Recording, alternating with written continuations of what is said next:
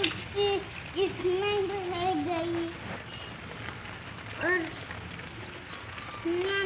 नहीं बस। और वो देखिए वो सब कर दिया है, थोड़ा सा घास है।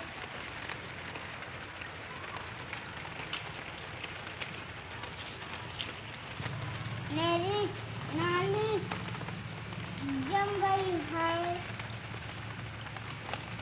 और पूरा पानी भर गया है इसमें।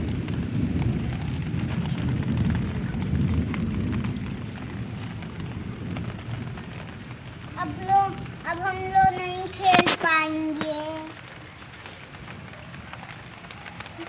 ये थोड़ा मेरी वीडियो अच्छी लगी तो लाइक करें, कमेंट करें, सब्सक्राइब करें, बेल को प्रेस करें, ज़्यादा शेयर करें। धन्यवाद।